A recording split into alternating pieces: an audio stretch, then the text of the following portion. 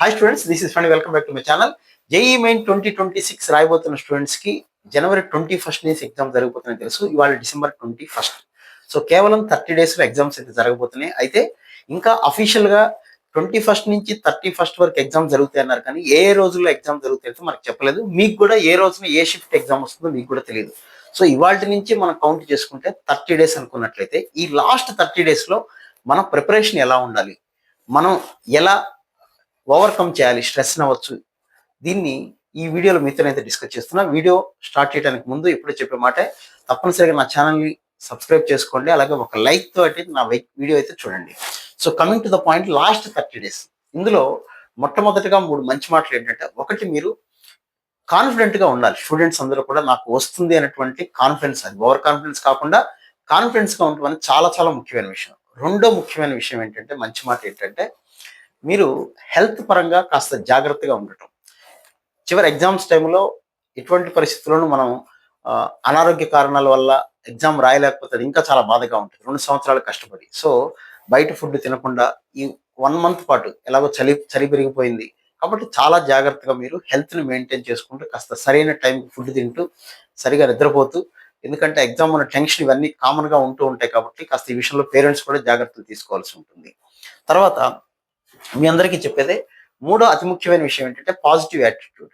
So మీ మీద మీకు నమ్మకం ఎంత ఇంపార్టెంటో, ఏ నిమిషం కూడా ఏ రోజు కూడా నాకు రాదులే, చాలా ఎక్కువ మంది రాస్తున్నారులే, ఇలాంటి రకరకాల ఎవరెవరో చెప్పే ఏ మాటలు నమ్మి మీరు పాజిటివ్ యాటిట్యూడ్ నుంచి వెనక్కి అయితే వెళ్ళకండి. సో ఈ 3 మీరు మీ యొక్క క్యారెక్టర్ పరంగా తీసుకోవాల్సిన జాగ్రత్త. ఇంకా స్టడీ పరంగా మాట్లాడుతున్నాం.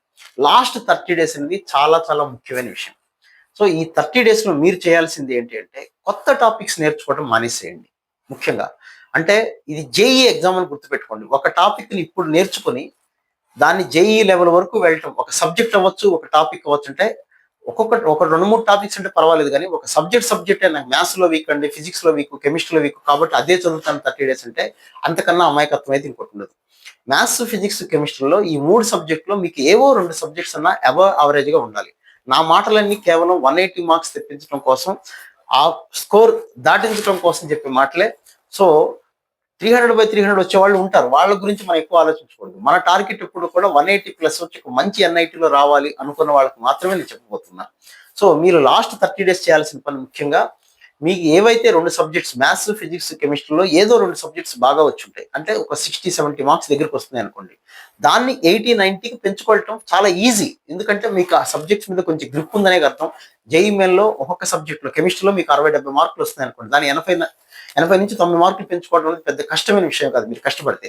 సపోజ్ నాకు ఫిజిక్స్ రాదు లేదా మ్యాథమెటిక్స్ రాదు అనుకుంటే, అది 40 దగ్గర ఆగిపోతుంటే దాన్ని ముందుకు తీసుకెళ్లాలంటే చాలా కష్టం. అది జేఈ ఎగ్జామ్ కాబట్టి ముందుగానే మీరు మెంటల్గా ఫిక్స్ అయిపోండి. జేఈ పేపర్లు ఎప్పుడు కూడా టఫ్గానే ఉంటాయి. మన స్థాయి కన్నా ఎక్కువ ఆలోచించే క్వశ్చన్ పేపర్లు అయితే ఇస్తారు. అలా అని మనం ముందుగానే అవి టఫ్గా వస్తాయి కదా, మన వల్ల కాదు అనుకుంటే కుదరదు.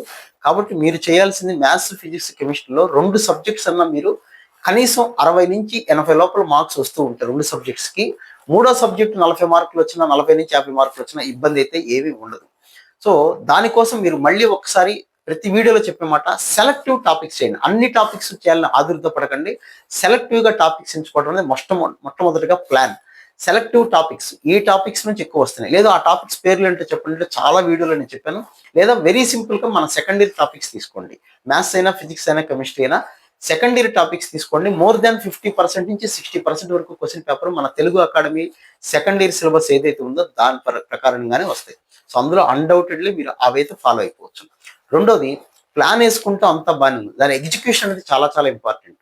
అంటే మీరు ఏ టాపిక్స్ అయితే సెలెక్ట్ చేశారో దాని నోట్స్ చదవటం, థియరీ చదవకుండా డైరెక్ట్గా ప్రీవియస్ ఇయర్ క్వశ్చన్స్ పట్టుకుంటే ఏమీ ఉపయోగం ఉండదు. ఒక్కసారి మీ క్లాస్ టీచర్ చెప్పిన నోట్స్ని పర్ఫెక్ట్గా చదువుకొని అప్పుడు ప్రీవియస్ ఇయర్ క్వశ్చన్స్ వెంటనే చేయండి. డెఫినెట్గా అయితే బెనిఫిట్ ఉంటుంది. ఒక్కొక్క టాపిక్ ఈ 30 daysలో మీరు ఖచ్చితంగా చేయగలను అనుకుంటే, మ్యాథమెటిక్స్, ఫిజిక్స్, కెమిస్ట్రీకి 4 hours అన్నా మీరు టైం కేటాయించాల్సిందే. లేదా అట్లీస్ట్ 3 hours అన్నా మీరు టైం కేటాయించి 1 hour పాటు ఆ టాపిక్లో ఉన్న కాన్సెప్ట్స్, థియరీ లేదా different kind of problems me class teacher చెప్పినవి చూడండి. మిగతా 2 hours ఒక 1 hour అదే టాపిక్ సంబంధించి ప్రీవియస్ ఇయర్ క్వశ్చన్స్ చూసుకోండి, లేదా చూడకుండా చేయండి, లేకపోతే ఒక ఎగ్జామ్ లాగా మాక్ టెస్ట్ లాగా పెట్టుకోండి సపరేట్గా సబ్జెక్ట్ వైజ్గా. అందులో ఉన్న ఎర్రర్స్ ఏమైనా ఉంటే తీసుకొని మళ్ళీ ఆ టాపిక్ లో ఒక్కసారి రివైజ్ చేసుకోగలిగితే ఎక్సలెంట్ బెనిఫిట్ అయితే ఉంటుంది. మాక్ టెస్టులు నేను చెప్పే మాట ప్రతిసారి చెప్పే మాట, మ్యాథ్స్ సపరేట్ గా, ఫిజిక్స్ సపరేట్ గా, కెమిస్ట్రీ సపరేట్ గా 3 పూట్ల రాసుకోండి. అంటే మ్యాథ్స్ మార్నింగ్ రాసుకుంటే ఫిజిక్స్ కెమిస్ట్రీ నైట్ ఫిజిక్స్ రాసుకొని, దానిలో ఉన్న మాక్ టెస్టులు రాయటం ఇంపార్టెంట్ కాదు, దాన్ని మీరు టెస్ట్ చేసుకోగలగాలి. అందులో ఉన్నటువంటి మిస్టేక్స్ ఏమైనా ఉంటే ఆ టాపిక్ రాదు అనుకుంటే, నేను బాగా ప్రిపేర్ అయ్యాను కానీ ఆ టాపిక్ ఎందుకు మరి ఈ ప్రాబ్లం చేయలేకపోయాను అనుకుంటే, ఒక్కసారి ఆ కైండ్ ఆఫ్ మోడల్స్ మళ్ళీ ఒకసారి చెక్ చేసుకొని ప్రీవియస్ ఇయర్ క్వశ్చన్స్ చూసుకోండి. సో మాక్ టెస్టులు రాయటం ఎంత ఇంపార్టెంటో దాని మీద అనలైజ్ చేసుకొని, అందులో ఉన్న ఎర్రర్స్ తెలుసుకొని, నెక్స్ట్ మాక్ టెస్ట్కి మీరు ఆ టాపిక్లో లేదా ఆ సబ్జెక్ట్ మీద మంచి గ్రిప్ తెచ్చుకునేలాగా మళ్ళీ ఒకసారి రివైజ్ చేసుకోవడం అంత ఇంపార్టెంట్. మూడోది అన్నిటికన్నా మనకి ఇంపార్టెంట్, మనం ప్లాన్ వేసుకుంటూ ఎగ్జిక్యూట్ చేయటం, దాన్ని కన్సిస్టెన్సీ. ఇవాళ ఇవాళ మాట్లాడతాం, తర్వాత క్రిస్మస్ వస్తుంది, తర్వాత జనవరి 1, డిసెంబర్ 31 నైట్ ఉంటుంది, తర్వాత పొంగల్ హాలిడేస్ ఉంటుంది. ఇలా హాలిడేస్ వస్తూనే ఉంటాయి. కానీ మనకి ఎగ్జామ్ ఉన్నది అన్న విషయం గుర్తుపెట్టుకోండి. మనకు రిజల్ట్ వచ్చిన రోజే పండుగ రోజు. అలాని పండగల రోజున మీరు ఏదో విపరీతంగా చదివమన్న ఉద్దేశం కాదు. పండగ రోజు కూడా మనం చదవటం, పేరెంట్స్ కూడా చదువుకునేలాగా పిల్లల్ని ప్రోత్సహించడం, వాళ్ళు మధ్యలో కాసేపు ఎంజాయ్ చేయొచ్చు, టీవీ చూడొచ్చు, ఆడుకోవచ్చు, అది వేరే కదా.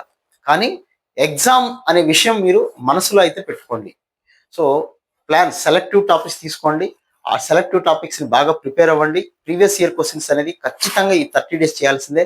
డైరెక్ట్ గా ప్రీవియస్ ఇయర్ క్వశ్చన్స్ చేయొద్దు. ఎప్పుడు కూడా క్లాస్ టీచర్ నోట్స్ చూడండి, ఆ కాన్సెప్ట్స్ ఫార్ములాస్ చదవండి, అప్పుడు ప్రీవియస్ ఇయర్ క్వశ్చన్స్ చేస్తే బెనిఫిట్ ఉంటాయి. ప్రీవియస్ ఇయర్ క్వశ్చన్స్ అంటే ఎప్పటి నుంచో చేయకండి, 2024, 2025 ఇవి ప్రిపేర్ అయితే సరిపోతుంది. సో లాస్ట్ 30 days వీలైనంతగా ప్రతి సబ్జెక్ట్ కి ఒక మినిమం 3 hours అన్న టైం కేటాయించండి. సినాప్సిస్ చదువుకోండి, క్లాస్ టీచర్ నోట్స్ ఒకసారి రివైజ్ చేసుకోండి, అప్పుడు ఆ సబ్జెక్ట్ కి సంబంధించి సపరేట్ గా ఒక మాక్ టెస్ట్ రాసుకోండి. ఇలా ఒక 10 days గడిచిన తర్వాత అప్పుడు టోటల్ సిలబస్ మీద గ్రాండ్ టెస్ట్లు అయితే రాసుకోండి. గ్రాండ్ టెస్ట్లు కనీసం ఒక 7-8 గ్రాండ్ టెస్ట్లన్నా ఒకేసారి ప్రతిరోజు రాయకుండా ఒక 2 days గ్యాప్ ఇచ్చి ఒక పేపర్ రాసుకొని, దాన్ని అనలైజ్ చేసుకొని, ఆ 3 hours ఎగ్జామ్ని 3 hours రాయగలుగుతున్నామా లేదా, ఎంత స్కోర్ వస్తుంది, మొదటి 2-3 టెస్టులు తక్కువ స్కోర్ వస్తుంది, కంగారు పడిపోకండి, దాన్ని రివైజ్ చేసుకోండి మొత్తం. నెక్స్ట్ 4th టెస్ట్ నుంచి కాస్త సిన్సియర్గా, విగరస్గా మీకు వచ్చిన స్కోర్ని బేస్ చేసుకొని మనకు మీరు ఎలా అప్లై చేస్తున్నారో తెలుసుకునే అవకాశం అయితే ఉంటుంది. సో స్టూడెంట్స్ ఈ జాగ్రత్తలు అయితే పాటించండి. పర్టికులర్గా హెల్త్ విషయంలో చాలా జాగ్రత్తగా ఉండండి, ఎక్కువగా టెన్షన్ పడకండి, అలాగే పాజిటివ్ యాటిట్యూడ్తో ఉండండి. మీ యొక్క కాన్ఫిడెన్స్ లెవెల్ని ఎప్పుడు కూడా తగ్గించుకోకండి. సో ఇది నేను చెప్పాలనుకున్న మాటలు. లాస్ట్ 30 days చక్కగా మీరు కాన్ఫిడెంట్గా ప్రిపేర్ అవ్వండి. ఇంకా మీకు ఏదైనా అనుకుంటే వీడియో కామెంట్ సెక్షన్లో మెన్షన్ చేయండి, మనం లైవ్కి వచ్చినప్పుడు అయితే డిస్కస్ చేద్దాం. So wish all good luck guys. మళ్ళీ ఇంకో వీడియోలో మళ్ళీ కలుద్దాం. Right, thank you.